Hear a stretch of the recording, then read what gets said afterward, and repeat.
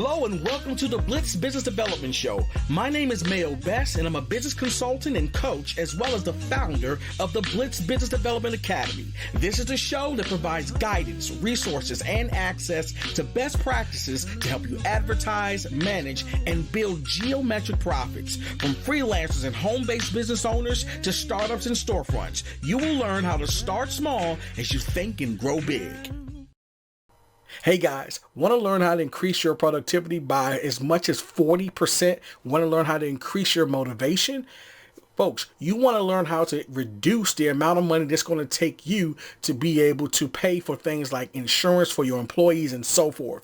Now, regardless of where you are in the spectrum of business, what we're going to be talking about today is going to be phenomenal. Why? Because not only is this going to be advantageous to your business, it's going to be also advantageous to your health. Guys, we have a packed show today, and we're going to get so much out of this if you listen till the end. Why? Because we have not a one, but multi-millionaire who's going to be on this show, showing us, telling us, teaching us how to take your businesses from the very beginning. And listening to him, you're going to learn, guys, what it took for him to go from product to actually distribution. Okay, so if you have a product-based business, you're going to definitely want to listen to this. If you've got back problems, guys, you're going to definitely want to listen to this. He goes extremely deep and just literally, guys, opens up to us and teaches us so much. So grab your gem bags and get ready so you can catch those gems in our next show. So I know it says desckercise, but that'll all make sense a little bit later on. One more thing, guys. I just want you to know that all of the show notes as well as all of the gems that he's dropping is at the end of the show. So all you have to do is when you get to the end, hit pause on the video and you can take all those gems and put them in your bag. Okay? So without further ado, guys, let me introduce you. Louis Stack is a World Cup ski racer, now turned CEO of his own multi-million-dollar international company, Fitter First. He has become an expert in balance and stability and makes some of the most sought-after products in his industry. Louis has worked with leading experts from around the world, ranging from pro-level skiers to program developers at NASA. He spent years helping to develop effective protocols to help folks in all stages of life to maximize their mobility in an effort to enjoy the highest quality of life they can. And it's not just his mission, it's his passion. All right, folks, and we are back now. I'm here with Mr. Louis Stack. And I've been looking forward to doing this for quite some time, guys.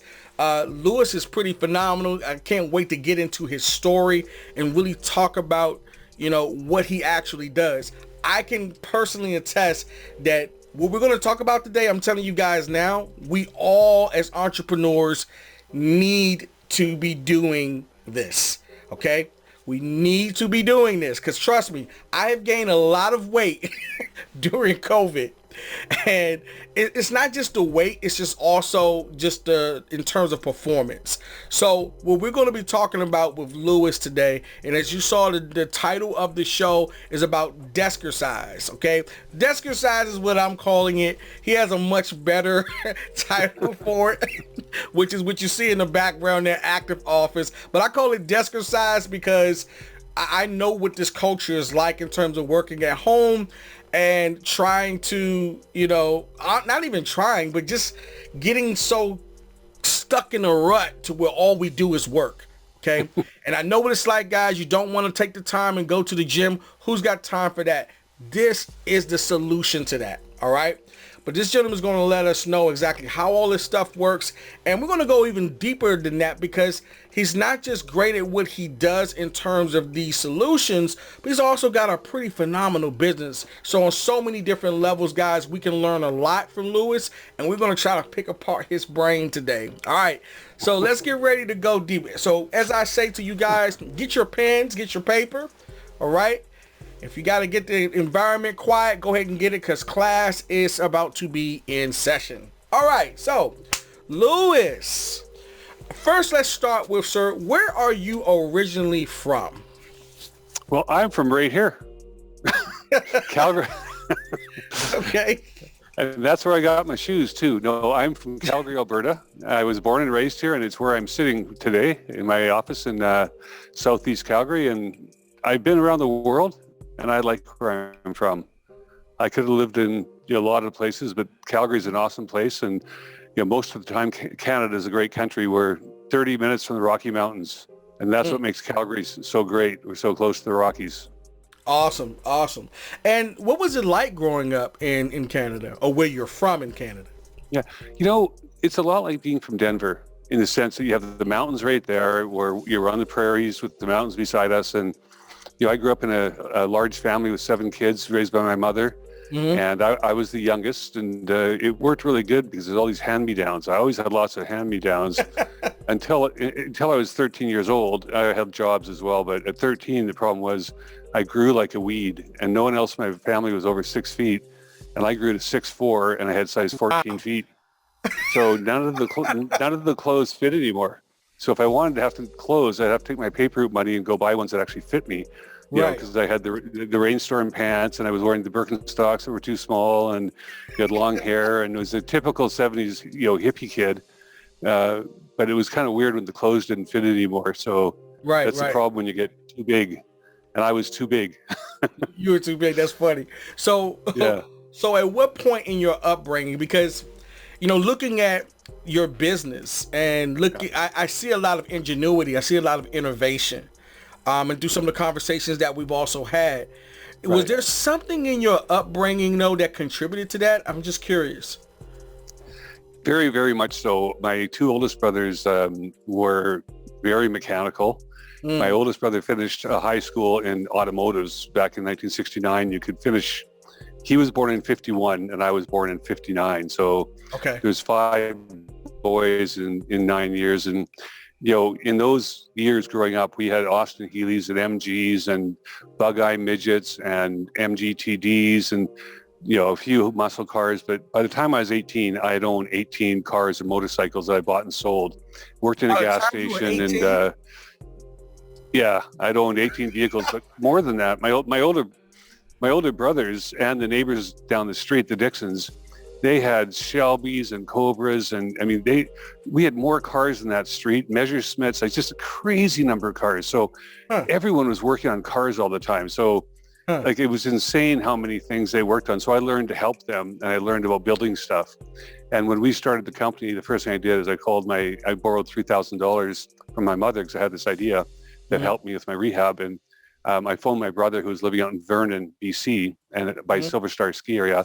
And he brought his tools into Calgary, and in the muddy backyard of my rental house, we started working on this design that I had sort of in a serendipity moment after thinking about it for a year and a half. It came together for me, and I could visualize how I could build this thing with people I knew and things I had access to. And he had to come in, and we had to figure it out together. But without him, it wouldn't have happened. Like, I didn't have that skill set, but I was really, really good at helping him. Right. And together we each brought skill sets to the table, and that's how we got started. And he worked with us for 15 years. Okay. It's funny. I'm glad I asked you this question because, and we'll get into this a little bit later, but now it makes sense. Now, looking at your story, but I don't want to give up some stuff for the audience. I'll let them make the connection with me. So, my next question to you is, now, you ended up becoming pretty good at skiing. What I'd like to know is, at what point in your upbringing did you start skiing? Was that something that you did as a child, or did you do that when you got older?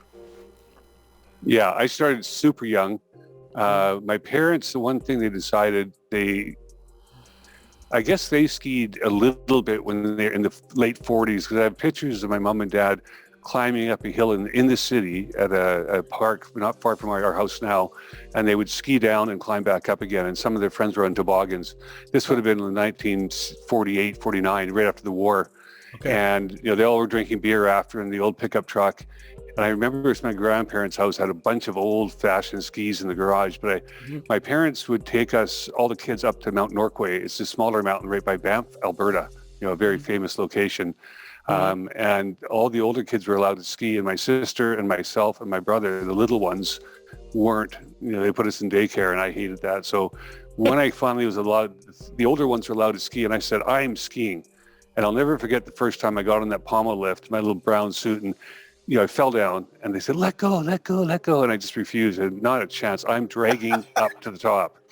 And I dragged up to the top, and I learned to ski down, but I loved skiing, and I would take a bus up. I joined every club I could join, and a lot of my brothers and sisters didn't keep skiing, but there's a ski bus that left right from near a mall by our house with Norm Russell, and kids could go on this bus. He'd take us all up skiing, and I was on that bus every weekend. Made new friends there. It was just my favorite thing to do as a kid that grew up too close to the tracks. Walking there and catching that ski bus and going away for the day was freedom to me, and I loved it. So I've done that my whole life. I've always skied. Okay. So now at some point you actually became a professional skier, correct? Yes, and I did, an amateur skier and at the World Cup level. So, there is a difference, between a professional skier, which gets paid in the old days anyways, and an amateur skier, which is skiing for a national team in what's called the FIS circuit, the International Federation of Skiing. Now there is money to be made as an amateur athlete in the Olympic level or the World Cup. But in those days, if you got paid any money, you were then a professional skier, and you couldn't compete in the Olympics or on a national team. That was just how it used to be. Yes, I was a high level skier and made the Canadian national speed skiing team, which was kind of a little sideline team. There's alpine and downhill and slalom and GS, and then we are kind of the bad boys off on the side that was not getting any main field funding, and we still had World Cup races and FIS races, and some downhill racers would come to them. But we were the weird guys out on the side, but it was really fun. We got up to 125 miles an hour. That was really fun. Wait, what? On skis? Yeah. Oh my God. That, it's funny. I only have one ski story. My one ski story, it started out with me thinking, really being stupid. All I know is we went someplace, and I was probably early 20s or so. Wherever we went, I can't even remember where it was. I think it was in Pennsylvania somewhere. I went with a buddy, and all I remember it was called the Diamond. Okay. And I went down the Diamond. Well, let me correct myself. I fell down the Diamond. Down the Diamond. Right. I think after that, I remember trying to get back up the Diamond, and this was probably my last ski experience. Now, I was just actually glad that I didn't break anything, because one thing that I understood really fast, when you see the skiers, and when you're watching TV, of course, and they're falling down the mountain, and they look like they're falling uncontrollably. In your mind, when you're watching this, you're thinking to yourself, hey, why don't they just stop themselves? Yeah. You don't know any better. Yeah, well, I learned firsthand why they don't just stop themselves. It's because you can't. You literally... Yeah, go ahead. Well, on TV, it never looks steep. And Right. It does look steep, but what I'm saying, it's a lot steeper than it looks. You're absolutely right. So that experience was kind of like my first and last experience skiing. So I can't imagine 120 miles an hour on skis, because I barely made it down 5 to 10 miles an hour before I fell. So, you know what? My hat off to you and everybody else that's able to do that well. Well, any kind of skiing fast is challenging. I just want to point out, you said something it's a segue here. I did race luge before that, because when I had my foot operations at 23, I was unable to wear ski boots for a long time. So they opened the luge track in Calgary before the 88 Olympics, and they needed athletes. So I also raced luge for 5 years. And much like speed skiing, once you're in that track, you don't stop. Like if you fall off, you're pretty much going to end up at the bottom. And likewise in things like speed skiing, where you're going straight down a mile-long mountain that's very steep, if you stop, the issue is don't hit anything. If you don't hit anything, you're fine, right? Right. It's like parachuting. If you get in trouble, as long as you don't hit anything parachuting and you get your parachute open, you'll be fine. But if you hit something, it's not good. I would show you this. We have copied the green. Oh, maybe I have my fingers over it. No, there it is. How do you do this? I'm not very good at this. The green, blue, and black. Got you. Right there. Okay, I see it. The diamond. So, lucky you didn't fall down the double black diamond run. Oh my God! You wanted to be crazy. You wanted to be on the green run or blue at the most, and you went down the. I surely should have been on the green. Yeah. Maybe I would have had a second ski experience had I gone to the green, but I completely destroyed my skiing future by going down the diamond. Trust me, that was it for me. Yeah. Yeah. And we've taken that exact concept and applied it to all the different products we manufacture for the same reason. Really? Because you have World Cup athletes that want extremely challenging products that would hurt a lot of people that are of a lower level. And then you get people coming out of injuries from car accidents, or they've had a stroke or a walker, or something's happened, injury, illness, or accident, and they need low-level products to help them come back again. That's awesome. To rebuild their confidence. So we've always made things that go from very low to very high. And one of the crazy things we discovered is that when you are working at a desk, almost everybody needs a very low-level product to work with. If you get too high, it's disrupting to your brain. It disrupts your process of thinking. Right. And so then you're not as productive. So we didn't know this. Like, that's something we learned. And you don't learn these things because you're smart. You learn them through trial and error. Right. And 36 years of playing this game, just like skiing, you don't go down the black runs at the beginning. You do that at the end. Right. Once you've gone down the green and once you've gone down the blue.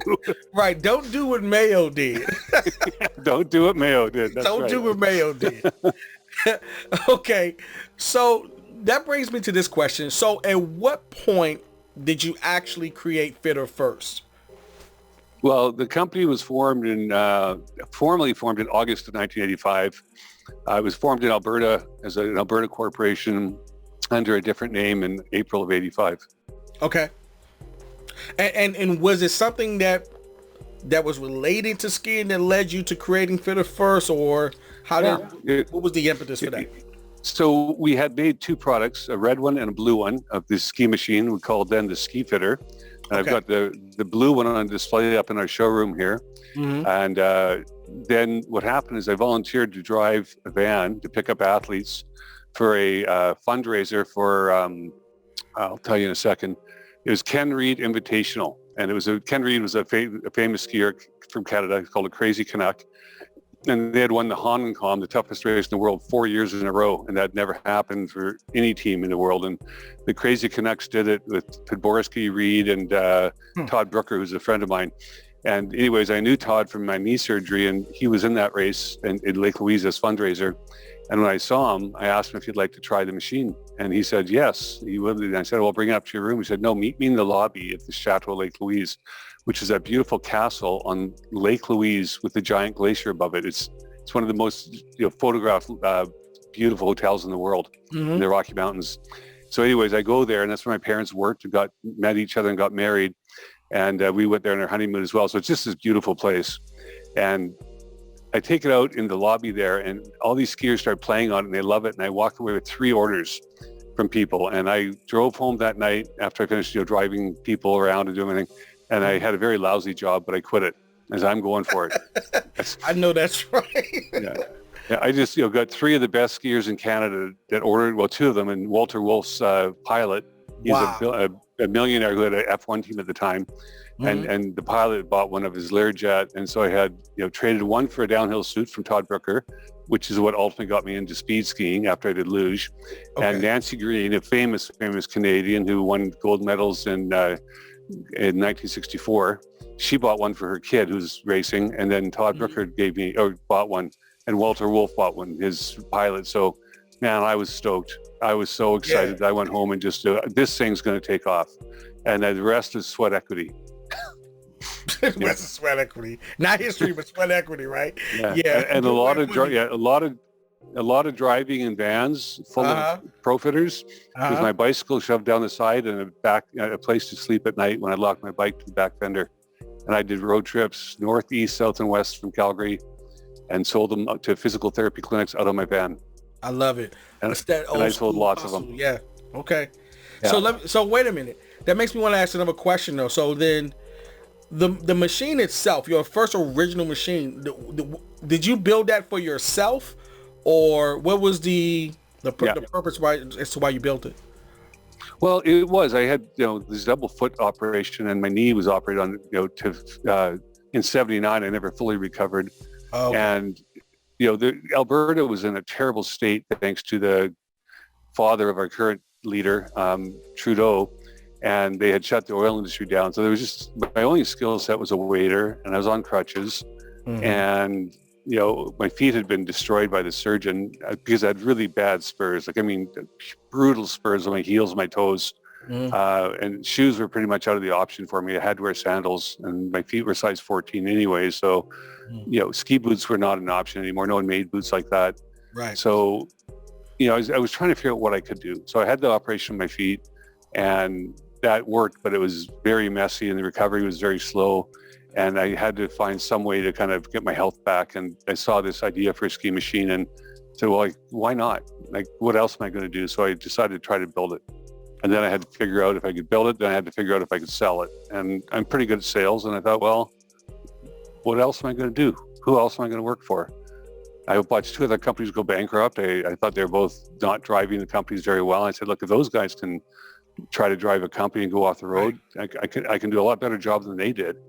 And so they taught me what not to do, at least a little bit. And then Brian Tracy became my mentor of life. And I followed Brian Tracy, the philosophy of achievement. I listened to that set of tapes probably 1,000 times. And, I'll tell you, Brian Tracy's tapes guided me, and that's how I made my way through. I didn't have any parent guidance, that's for sure. So I had no mentors in my life. Right. It's interesting. I oftentimes think a lot myself about how do you end up where you are sometimes, and then Steve Jobs used to say you can only connect the dots looking backwards and kind of see. Yeah. And that's the reason why I like to ask some of the questions that I ask, because I like to figure out how entrepreneurs became as skilled or successful at what they do. What was it that they did when they were younger, and how do those dots connect? So I'm listening to you, and it's like, yep, makes sense now. Everything that you did as a mechanic, the ingenuity, and even just the work ethic, because it takes a lot of work to work on cars and stuff like that. And a lot of times people don't really realize that a lot of, I think, what separates you from your success in business, it's not your acumen, it's not really your skill. A lot of it has to do with your character. A lot of it has to do with you. And these are the things that sometimes I think today we're kind of losing in this microwave society, to where we get access to information so fast. We get information and access to it quickly, but we get it at the expense of nuance, which is experience. And the challenge with experience, it is counterintuitive to microwave, mindsets, because it takes time. Mm-hmm.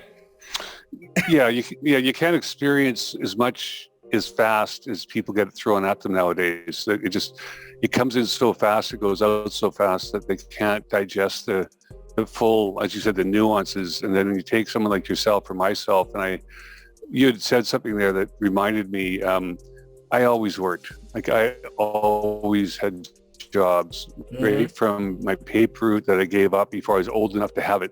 My two brothers had it before me, and my other two brothers had it after them, and then I took them. And the funniest thing was I couldn't let the two paper routes go away, so I took them both. I had 104 papers I did every day, and on Saturdays I carried 4 paper bags. I was a big guy though, even as a little kid. I carried so many papers, it was ridiculous. And I'd do it for 2 hours every day, and I had a work ethic. Then I'd help in the skating rink. I just learned how to work. And sadly, as a very young kid, I watched my dad destroy his life, and I said, that looks like a bad idea. So that taught me, but I always worked, and I worked with my brothers on the cars all the time after I got home, and I just learned how to work. And the other funny thing I really learned is I would go to Cash Corner downtown, and there'd be a lot of bums and guys that weren't very good workers there, or guys that drank too much, and I'd stand there in Cash Corner, at 14 years old, as my as 6'4", lanky, but still smart enough to be useful and strong enough to be good. And I could reach things, and the guys would come pick me up right away. And I installed billboards up on ladders that I could have died on. And I did, meat packing plants, and was in freezers. I was in grain elevators. I mean, the jobs I did so many jobs, and I sure found out a lot of jobs I didn't like.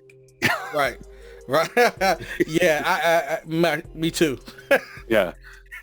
Yeah, no, but it's awesome in a way because, like I said, like just listening to you, and you just gave me even more information that helps for folks to understand. And the reason why I think this is important, and what I try to do in this show, especially for entrepreneurs that are listening, I want people to stop just looking and listening to like like the late Steve Jobs, or to listen to Bezos or to Elon. Don't just look at what they do. Study what they've done. Yes. We don't, it's easy to get back and get enamored by other people's X factor and the things that makes them look awesome.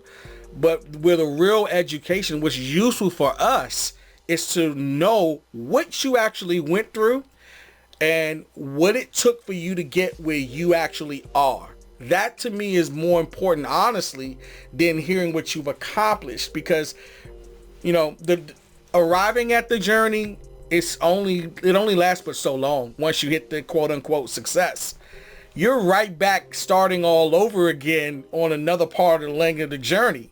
So that's why I think that it's important for us to, and sometimes just share with each other, not just the successes, but the failures, and the fact that you're still here. And I'm quite sure, like in your business, as it is with most people that are successful, it's not all high. It's going to be some lows.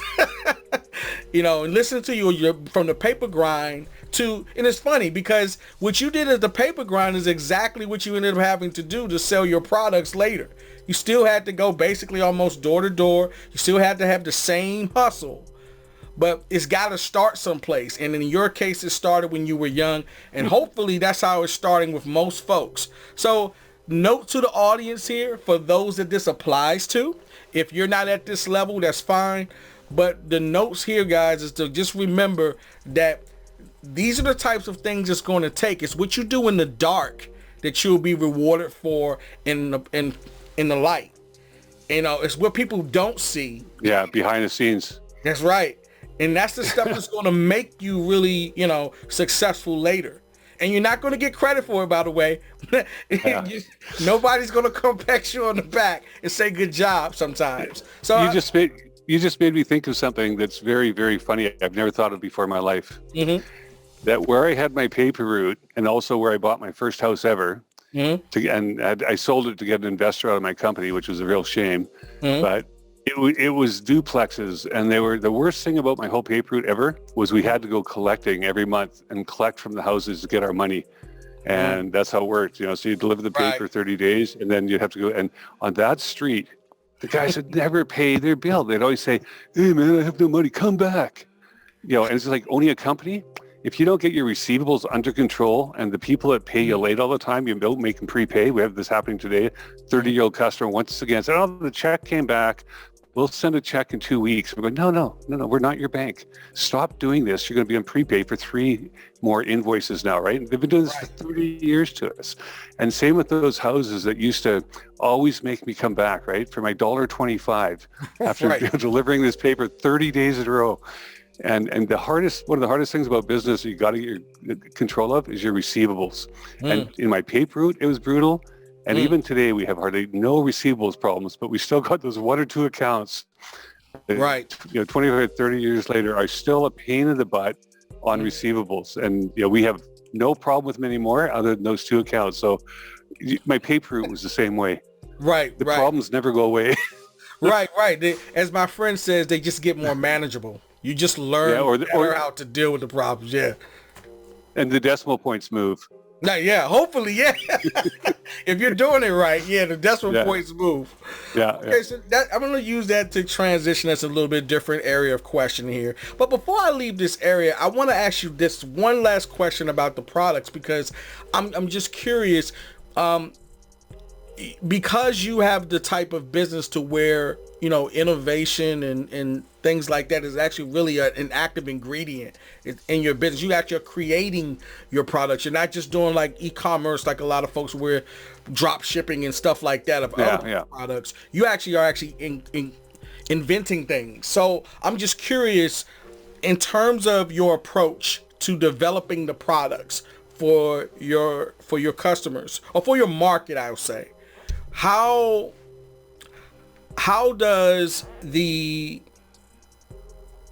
fact that, let's say, because it sounds like you do a lot of things and have like skiers and so forth in mind, how does you being a skier and operating and functioning on that level contribute to your product design, and your approach, your methodology for that? That's a very interesting question. It's got a lot to do with where I started.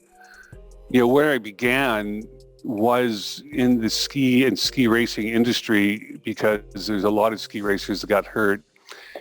And I had a strong interest in the lateral aspect of tennis, skiing, court sports like squash and other sports in courts, of course, racquetball.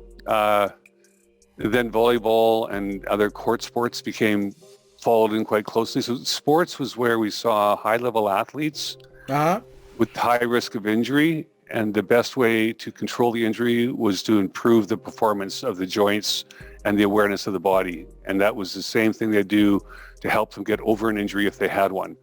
So the variable was simply the injury. The tools of use were the same, whether it was before the injury or the after. So obviously it became very prudent to educate athletes as quickly as possible to prevent the injury, right? It just became obvious. Like I kind of always said, if I could just have a room full of people that went through the windshield of a car in 1965 and my name was Ralph Nader, it'd be the easiest sell in the world. They'd be going, "Oh, why didn't you show me that before? That would have been so much better."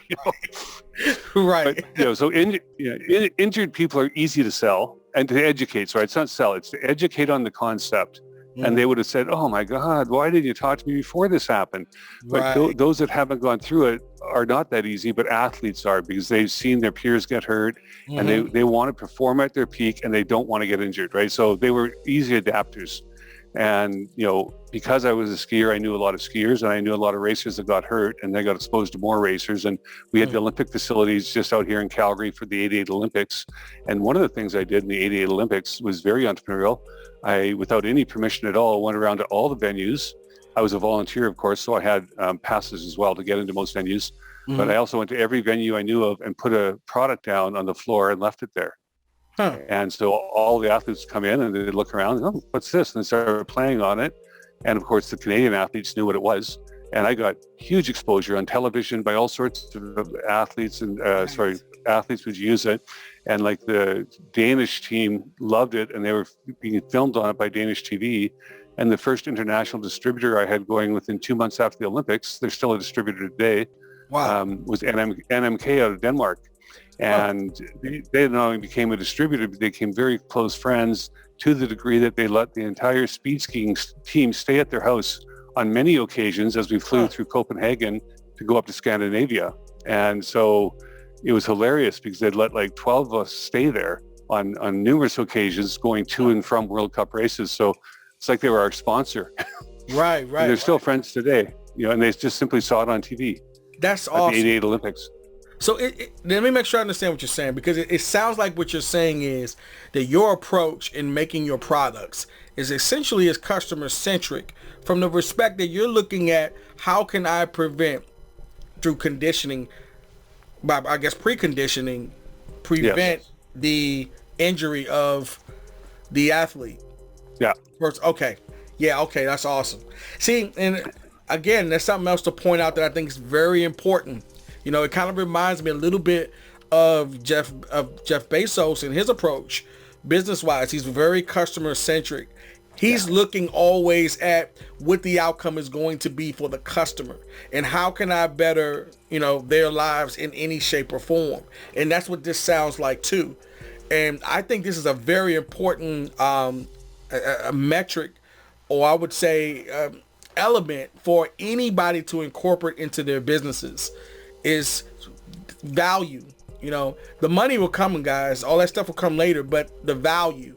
And you're right. I could totally get that. Like, like you said, if you could only get with folks that already gone through the windshield. Yeah, that makes so much sense. Okay, cool. So what I want to know now is for you to create the machine that you created initially that helps the skier with the balance and helps them with stability. How did you take and transfer what you know kinesthetically about that? How did you figure out how to put that into a machine to do what it does? Okay, yeah, I can answer. It was mostly trial and error. Okay. But yeah, I mean, this wasn't the first kind of lateral machine ever. I've got samples of 3 or 4 up here, and I've got a display area up and a window up above us here, and it has 2, 4, 6 machines. One was called a ski tone from the 60s, and it was on a non-rocking base with a black rubber band, and that's what Skier's Edge based themselves off of. You know, the founder of that company says he sketched it on a napkin one day, but you know, really it's a iteration of a product that was made called the ski tone in the 60s. And then it developed up, and then the Skier's Edge came from that fundamentally. It is different, but it's where it came from. Okay. Ours came from a product design called the Ski, it is called the Ski Fitter, Fitter in Austria. Okay. And when I worked at Alpine Canada, one showed up through a gentleman in Edmonton at our office. It looks similar to our product, but when it came to North America, the guy that brought it here called it the Ski Rocker. And there was no distribution plan of any kind. And he brought it to the Alpine office where we worked. And it was just off crutches, and I started using it, and I liked it, but it had dangerous aspects to it that were not suitable for rehab. And it was quite similar, but quite different. Let me just say it that way. I tried to talk to that company, and they weren't talking to anybody. They didn't want any distribution anywhere. So they weren't looking for customers, but the guy that showed up wanted to be a customer, and that whole thing had no logical common business sense in any way, shape, or form. So I just, as a young kid, I just, this is going nowhere. There's nothing here. And so I walked away from it and hadn't even considered anything more, but I'd used that machine enough to realize it really conceptually helped me. And I talked to some physical therapists about it, and they said, that looks like it'd be a very good idea. We're working with downhill racers that could use that. So we sort of said, well, what was wrong with it? And the biggest thing was the foot pads were super unstable. And so we talked about how we could change that. And then also you couldn't change the tension on it effectively. So we looked at that and said, what would we do differently? And then we also said, what was right about it? Because it had some features that were very interesting. And we concluded that the rocking base was much better than the non-rocking base. And this is kind of me just looking and playing with the samples I'd managed to get a hold of, like the Ski Drive, the non-rocking one. And Skier's Edge wasn't even out yet. It didn't exist yet. So I spent about a year brainstorming and playing with this thing. And then I mentioned earlier in January of 1985, I had a serendipity moment, and I woke up on a Sunday morning, and all of a sudden, just like, I got it. I realized I could do it with the limited funds I had. I could make a metal plate out of aluminum. We could make wooden sides and screw them on. And instead of the kind of wheels that I've seen on other machines, we could make like train wheels, and it could run on like a track, like the side of a counter. Like I just visually saw how I could physically put this thing together, like what the axles would look like and how the foot pads would sit on it. Like it visually came together for me, right? Awesome. Yeah. And I phoned my brother and said, can you come to Calgary and bring your router? And he did. And that's when we made the sides, and we cut about 10 different sizes. Like we got a bunch of metal rod and bent it with rods in the middle and tried a bunch of different shapes. And we found the shape of wood that when we walked back and forth, it felt right. And then when I built a skate and put it on top, I found the feeling that I felt was the best feeling as a skier. Right. And then when we played with the foot pads, we had boards that looked like they had a million holes in them. So we drilled things in so many places trying to figure out what felt right. Right. And we missed on the first 200 machines. We didn't have it right. Like they weren't, we knew we had something wrong, but we couldn't figure out how to fix that. Wait, and 200 you said machines 200? Yeah. You said 200? You guys did 200 different No. We went into production, and I started selling them out of my van. And then after we made, maybe it's like 180 of them, like we made 8 and then 20 and then 40, and then we made a couple batches of 40. Oh, okay, gotcha. Okay. And they were really hard to make. They had way too many pieces. And then, after doing this in my basement, I finally said, man, I was going deaf because it was really loud to make them the way we're doing it. And we said, we can't do this. We got to do this different. This is stupid. And so we rethought it again and, did the same thing once back, hammering and cutting and just saying, we've got to make this thing different. It's not that hard. And what we learned is very important. Take things away, don't add things. So instead of putting a bracket in, we cut a hole and removed the bracket, let a hole do the same thing. Wow. And we really learned, take pieces away, don't add pieces. Right. So, turn it upside down, do something different. Like if you're stuck, put it on its side, turn it upside down. Like just look at it from a different perspective. And we solved a lot of problems that way. I like that. I've got a number of patents that were made because we put something upside down or inside out. And that's where we found the solution. Interesting. That's very interesting. Okay. So, because I was going to ask you about that too. I was curious. Do you guys still make the product in-house, or do you have it manufactured? Okay. So you are making it in-house. Wow. Yeah. So that brings me to this question, because I was really curious about this in your business. How did you scale? We self-financed and scaled through growth, and we just did a lot of. I've done 1,100 shows around the world. Wow! And if we could just, I worked hard to listen to my customer and find ways to grow. So I'm just doing a little sunshade here. Mr. Sunshine's coming on me pretty fierce here. Thanks. No problem. You're good. Well, except for I couldn't see out my one eye. Oh, you couldn't see? Okay. Then that's not good. I saw Allison, one of our great team members here.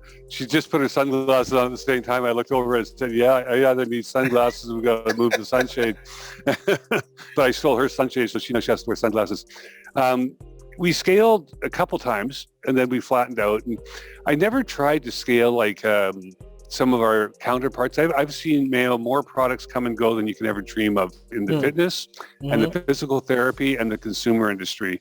We were first distributors ever for I worked with Dale Reck from Bosu Ball before he even brought it to market. He approached me and asked if I'd be his distributor, and I went back and forth with him, and I wasn't ready to take that one on. And I never, he became the most well-known balanced product in the world, the Bosu Ball. Surpassed us by a long shot. And it's a nice product. It's got lots of features. We have a much different philosophy, but it's a good product, and David done very well with this product. And same with the TRX, Randy, who started that as his first distributor ever. When I saw his product at his first show, I went and talked to him right away and brainstormed a little bit with him. And those are two, products became multi-million products sold in the world. But I've also seen 30 other products that you've never seen in your life. And they came and went, right? And often we're the first dealer, or I just looked at him and said, yeah, guys, I don't think I can even try to throw you bones. I don't think there's anything to throw you, in my opinion. And I've got a lot of products that we've carried that are still doing okay. We call them the walking wounded. And we have walking wounded products too. I think they should be winners, but they're not winning as well as I'd like them to, but I'm not giving up on them because I know they're awesome products. Right. But sometimes you're early to the market. Sometimes the market doesn't understand certain things. Right. And then all of a sudden it becomes a windfall. And often it's not by my doing. Often it's someone else who's seen it and does a better job than I did where they ran on our coattails and they surpass us. This is, how business works. Right. And this is something too, to discuss with the audience members, and this is where nuance comes into play. Because it's funny how you can have a phenomenal idea, but at the wrong time. Timing, and it's not something you can really control. It's something that you have to learn how to be sensitive to and know when timing is talking to you and whispering and letting you know that it is not its time yet, or it is time. And the only way to find out that it is time is it doesn't whisper that it is. You have to put it out there and see. But you'll definitely find out in your results. You can kind of read the tea leaves, so to speak, when it's just simply not working. And for those out there that's got great ideas, listen, what I've learned about this from my perspective, Lewis, is that sometimes you have a phenomenal idea and it may not be its time, but don't throw it away. You just put it on the shelf. And then it's funny how it works, because it'll be 10 years later. You may have forgotten about the idea, but you always keep it, because when its time comes, oh man, it's a completely different story and it's there.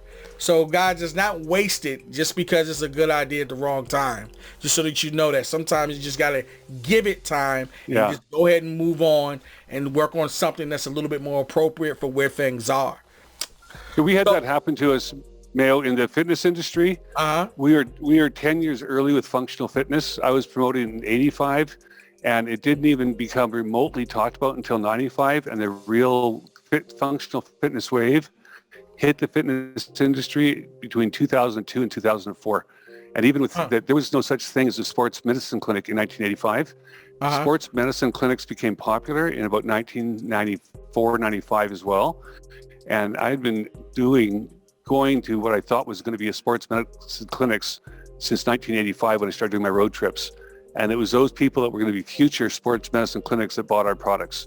Like they were the visionaries, right? And I was giving them their first functional product. So, for two industries, we were about 5 to 10 years early. And people were laughing at me at so many shows. They thought it was the stupidest product ever. And I've often said to people, if you ever see me sitting on the side of the road, the reason I'm there is this is where the bus stop will be built when the talent arrives. In other words, nice. Yeah. Nice. I like that. But, yeah, it's a little bit extreme, but I've been early. Yeah, I know. I've definitely had this issue myself. And it's funny because it's a tough problem to have. Sometimes when you have vision and you can see things before other people see them, but you're the only one that sees. It's like seeing a ghost, and you're the only person that can see the ghost. And hey, were you the guy doing podcasts in the early 70s? No, quite sure that wasn't me. But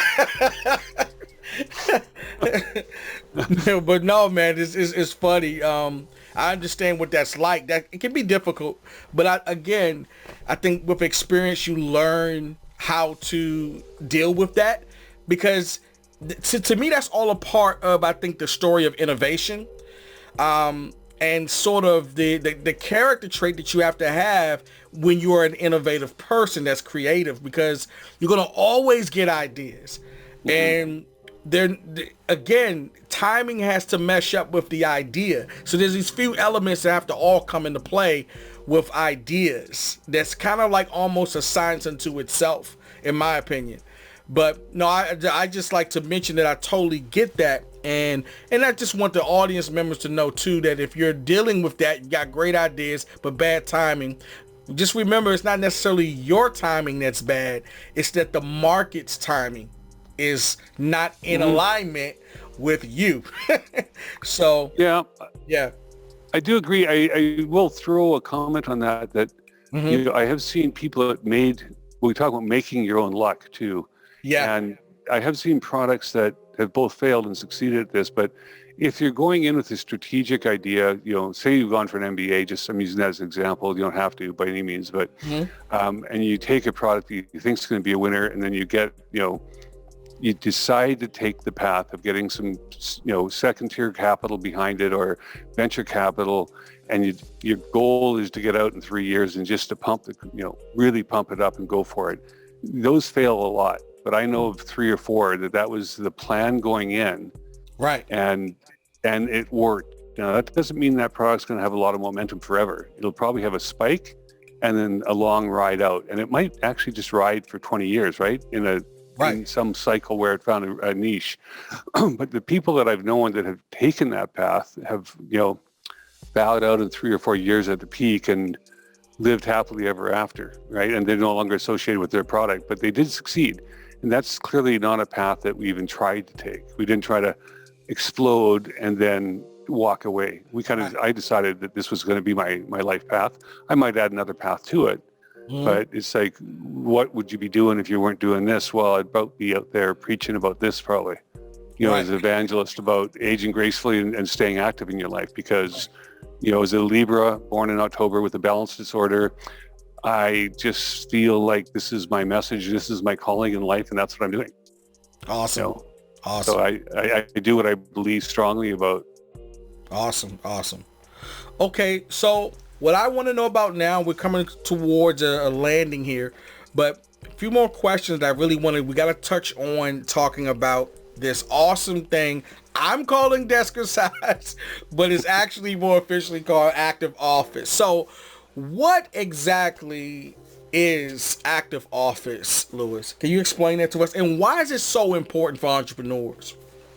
Really, this picture right here is the easiest way to show it, is that the people standing up have good spine alignment and they're working with the forces of gravity, right? And it's really hard to stand up hunched over. It gets a ton of work to be poor posture. So I always, people say, well, who are your customers? I say, well, it's pretty straightforward. If you're affected by time, then you're probably a customer.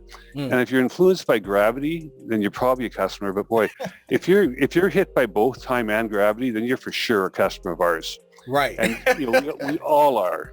And we know that. It's sort of a bad joke, but it's true. Right. The one thing that's never changed in our world, whether you're Napoleon or Hemingway or whoever you are, is that time and gravity is consistent. And our role in life is to have the best relationship we can our entire life with gravity, because in the end, gravity wins. And I don't care who you are, gravity wins in the end. So what those people there in that image you're standing on is an active office board, which is, it's a little bit like a paddle board is the feeling of it on a lake, a big wide paddle board. It just floats a little bit. It's just a piece of wood really with a chart on the back. And you can choose any shape you want. So these things move around. It's not a wobble board. Like we actually say, on this case, say no to pivot and say yes to float. We make a ton of great wobble boards. That's our main business. But we realize when you use those as a standing desk, it creates too much movement and it can be disruptive to your brain. So when you stand on this thing, it's not too much movement. It's just a small amount of movement. And I just rock and flow back and forth. I know you can't see it right now by the screen, but when I'm typing and working, I can just sort of ebb and flow and shift my hips. And it's a little bit like the movement of a person holding a baby. Like, it doesn't matter who you are. Someone's handed a baby, they tend to do this, right? And they keep their head on their shoulders. And if you think about the last 10,000 years or so, it depends how long you think we've been around, most humans carried siblings on their little kids on their hips and food and water on their head. And that's what we've done for the better part of 10,000 years. Maybe for the last 500,000, we haven't done that, but our bodies are adapted to upright posture and load bearing on the head. We can do it. Our spine's built for that. So as soon as we start typing and we're standing like this, and tall guys who slouched over and small people are like this, trying to deal with a keyboard that's too high, and they walk around looking up at tall people all day and they're all neck tight from looking back. It just kills us. It just beats up our body, right?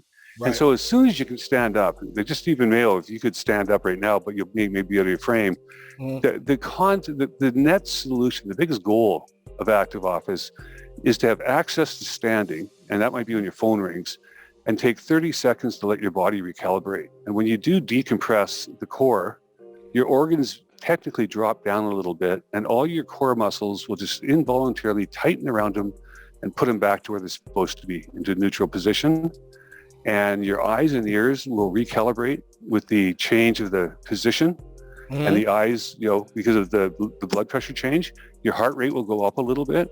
And more importantly, your proprioceptive awareness in your feet and ankles and all your joints just have to recalibrate to an upright position.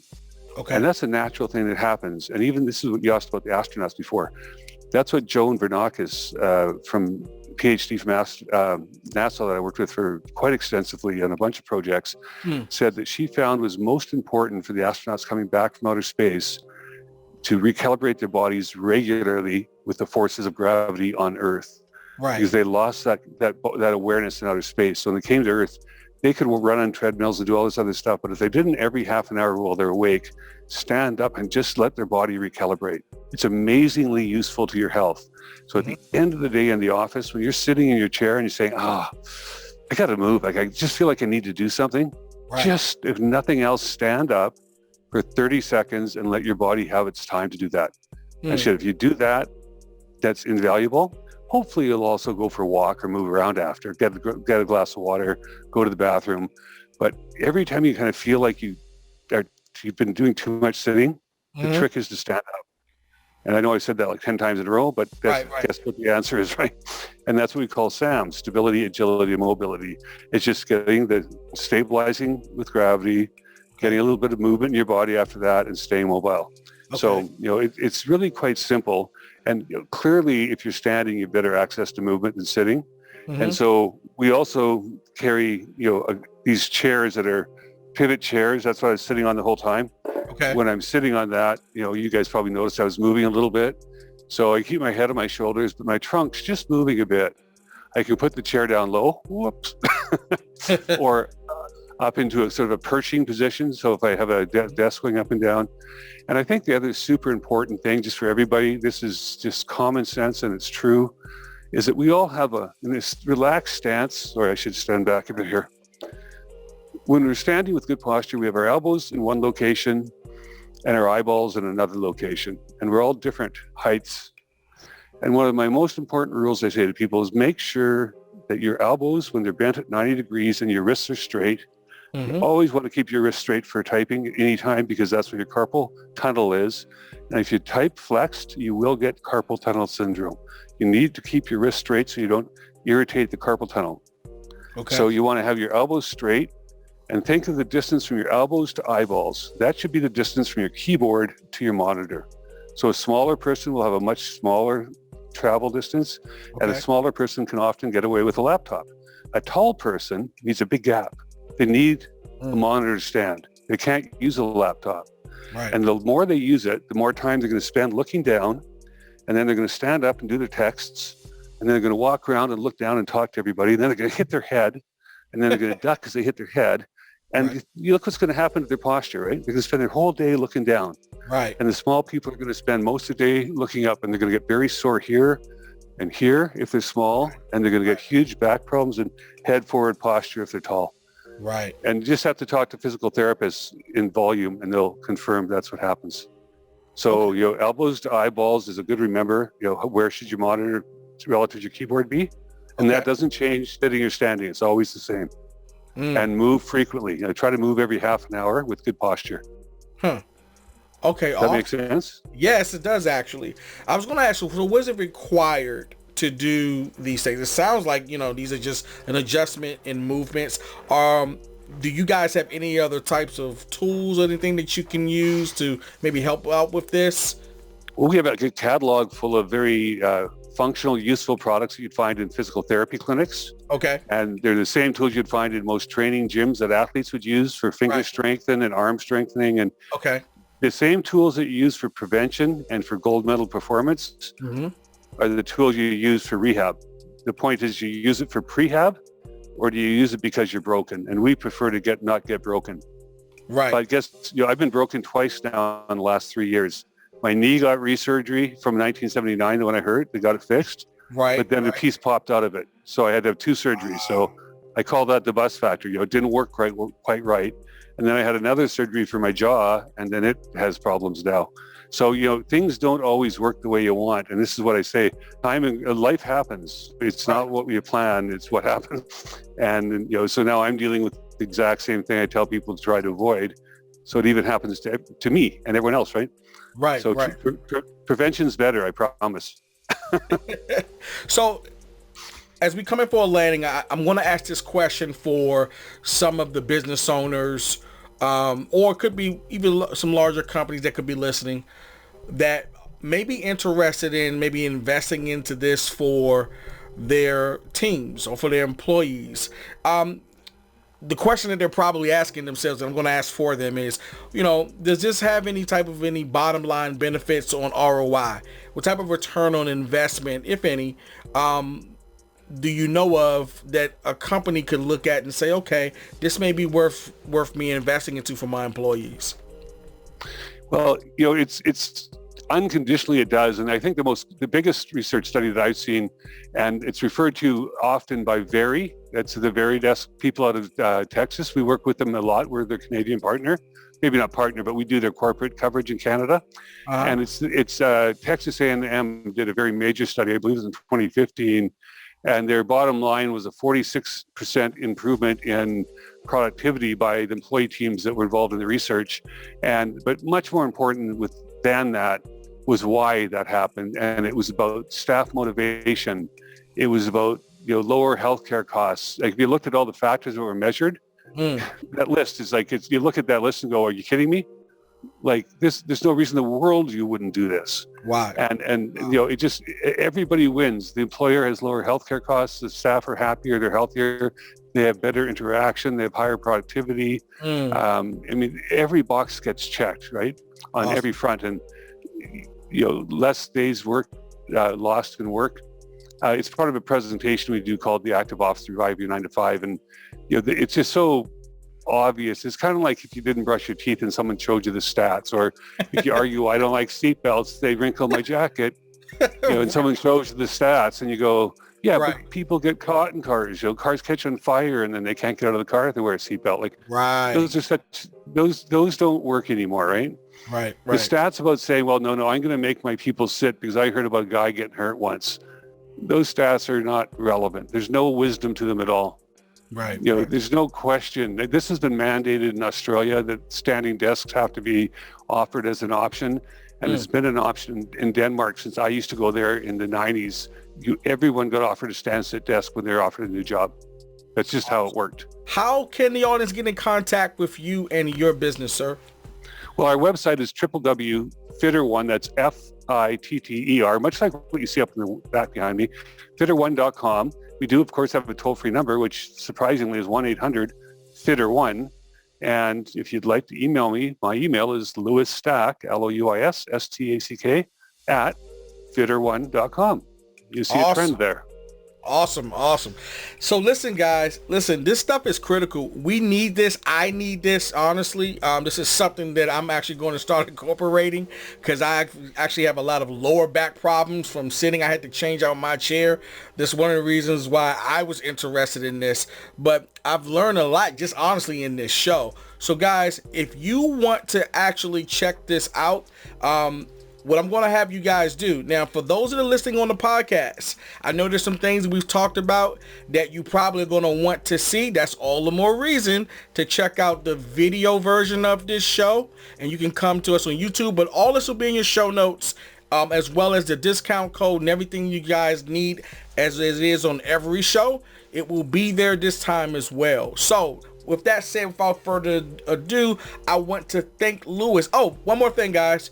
Before I go, Louis is actually going to be doing a 10-minute presentation for you guys. There will be a breakout presentation where he's just going to be showing you some very valuable sort of like tips, tricks, hacks, and so forth for your balance and stability. So check that out as well. He's been gracious enough to do that and offer it to you guys. That's absolutely free. So check that out. That will also be a link to that in the show notes as well. All right. Thank you so much, Louis. You are phenom, and we are looking forward. We will have you on the show again, I'm quite sure.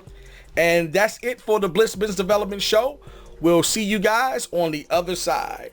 Bye-bye. Thank you.